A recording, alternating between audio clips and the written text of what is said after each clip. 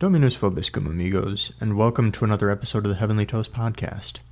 Today we'll be talking about Palm Sunday, and I love the Palm Sunday liturgy. We go from the highest of highs to the lowest of lows over the course of just a single Mass. It's so interesting to me to watch it unfold every year, because the Palm Sunday liturgy begins with Jesus' triumphal entry into Jerusalem, where he's riding on the colt, and the people are laying out robes and cloaks and palm branches and waving palm branches over him and saying, "Hosanna to the King." They're overjoyed. It's just this unbelievable spectacle of joy and jubilation and rejoicing. And then very quickly the mood changes to being utterly, crushingly somber. It's the change that goes from the highest of highs to the lowest of lows. The Palm Sunday liturgy sings, it cries, it whispers, it shouts. We shift from that highest high to the lowest low, and we hear the whole Passion narrative, from the entry into Jerusalem all the way up and through the death on the cross of Jesus. And in this Passion narrative, we have all of humanity on display. What makes me say that? Well, for starters, we have the jubilation, that the new Messianic king is coming into Jerusalem. The Jews are thinking that this is going to usher in the new kingdom, the restoration of the line of David, the vindication of the Jewish people. We have Jesus with his disciples. He institutes the Eucharist. He eats the Passover meal with them. And we get a little bit of an insight into Jesus' personal relationship with these disciples and who Jesus is, his own personal revelation of who he is. Shortly thereafter, we have the account of Judas betraying Jesus, and the crowd coming to arrest Jesus and whisk him away, and the disciples all scatter. We have the Jewish leaders who are desperately trying to poke a hole in Jesus' case somewhere, somehow, trying to find some charge to bring against him. And we have Pontius Pilate. Recently, it seems like there's been a lot of movements to kind of cast him in a more positive light, like he's just simply some guy who's caught in the middle, who's really not that bad, but, he was just stuck, more or less, in between, competing forces, and he was really kind of, just didn't really have many options. But history tells another story. It tells us that he's not really a good guy, that he frequently used violent force to put down civil unrest, that he was not very kind to his subjects, that he was not really a very good or upright leader. How often do we find ourselves kind of in this role of Pontius Pilate, who is faced with these difficult things and not really quite sure what to do necessarily, and instead of taking a stance for what he believes and what he knows to be true, he says, "I wash my hands, I'm innocent of this man's blood, you see to it yourselves."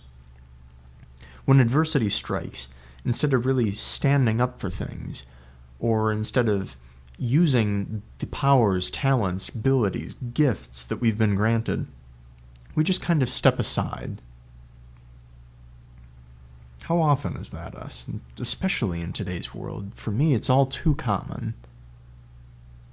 After that, we have the group of Jews who ask for Jesus to be crucified.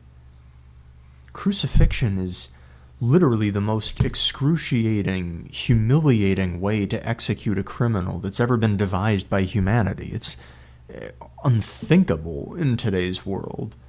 This was not simply, throw him in jail, lock him up. It wasn't assess him a fine, give him community service. It wasn't even put him to death, give him a lethal injection.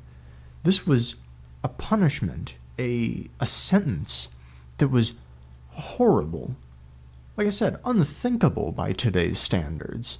And this is what they're screaming out for and calling out for it. And why? A week prior to this, they were hailing him as king as he came into Jerusalem. There was this great jubilation at his coming. But now, the court of public opinion has done a 180 over the course of a week. And why? Because Jesus didn't fit what they thought the Messiah was supposed to be. They couldn't accept the fact of what Jesus wanted to do. It's not, they came to it and they were looking for something specific. They were expecting this warrior king to restore Jerusalem. How often are we much the same way? That we read about Jesus or we hear about the teachings of the church and the teachings about Jesus, and we say, this isn't the Jesus that I'm looking for. This isn't the Jesus that I believe in. I'm looking for ultra-traditionalist Jesus. Or I'm looking for weed-smoking hippie Jesus, who's all good with everything, man. I'm looking for Jesus who is social justice Jesus, who all he cares about is, donating money to charities, taxing people so that we can give better government services to people. That's the Jesus that I'm interested in. I'm interested in ultra-traditional Jesus. I'm interested in this Jesus, that Jesus, the historical Jesus. The Jesus that I know wouldn't do this sort of a thing. The Jesus that I know wouldn't send anybody to hell. Well, no, Jesus wouldn't send anybody to hell, but there seem to be plenty of people who are willing to send themselves there themselves. But when we look at that and we say, this is the Jesus that I'm looking for, we're kind of playing that same role as these people in the crowds, saying, who is this man? Crucify him. This is not the Jesus that I'm looking for. This is not the Messiah that I'm looking for. Crucify him. After that, we have Peter, who's out in the courtyard. The rock, the most favored of apostles, destined to be the leader of the apostles and to be the first pope, the rock on whom Jesus was going to build the church, who said, even if I were to die with you, Lord, I will not deny you. I will not leave you. But things get tough. People start asking questions. And he swears, I do not know the man. And right then, the rooster crows 3 times. His eyes meet Jesus's. And he leaves and he weeps. We have Judas, who spent all of this time with Jesus. One of the 12, one of his greatest and closest companions for years. But he loves things of the world. He denies him. He turns him over to the authorities for some pieces of silver. That's not the worst of it. He despairs that God can save him, that there is any mercy in God for him. He despairs and he goes and he kills himself. Then we go to Calvary. And we have the bad thief, who has no interest in justice, who says if you have these magical powers, or if you have these godlike abilities, save yourselves and us. I have no need for justice. Use this power that you have for your own benefit and for mine. Then we have the good thief, who cares only for Jesus and his kingdom. Lord, remember me when you come into your kingdom. He's the good thief. He steals paradise. It's interesting to me that as we go along, the story seems to get darker and darker and darker, all the way up to the cross. But then we see the good thief, and we see the people who do not fail. We see Mary and John, who are standing at the foot of the cross, undeniably overcome with sorrow, undeniably confused and maybe even a little bit afraid. But they don't leave him. They go all the way to the cross with him. And in all that, we have Jesus himself, hanging on the cross, dying in agony. And he looks down from the cross, through all ages, into each human soul, into my human soul, and into your soul, into your eyes, and he sees and knows everything. And he says, I know you, I love you, and I give my total self for you. This gift of me on the cross, this horrible, agonizing death, is all that you might have joy and have it in abundance, that you might live in the freedom of the children of God, and that you might have that joy which passes all understanding, that peace which passes all understanding, that the veil of the temple might be torn in two, so that you might enter into the Holy of Holies, that you might enter into the divine life. From the cross, through all ages, into every eye, into every soul, I know you, I love you, and this is why I do all of this.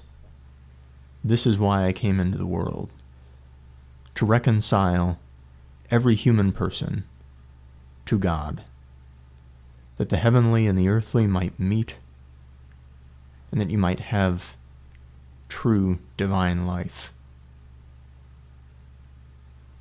That's why I love the Palm Sunday liturgy. It's really cosmic in its scope. And as I said, it sings, it cries, it whispers, and it shouts. There's moments of great joy and great sorrow. And in all this, we have this moving forward into Holy Week, as we prepare for Holy Thursday, Good Friday, Holy Saturday, and eventually Easter Sunday.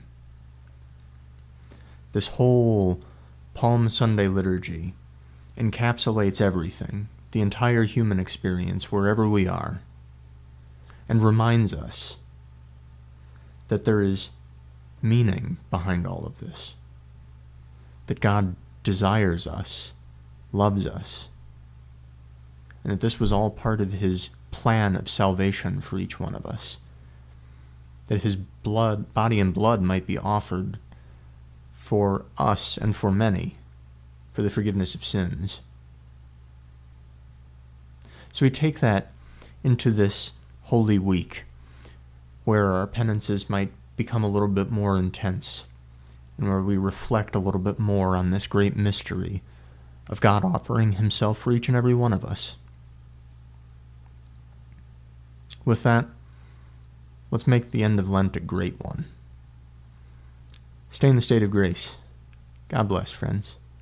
Cheers.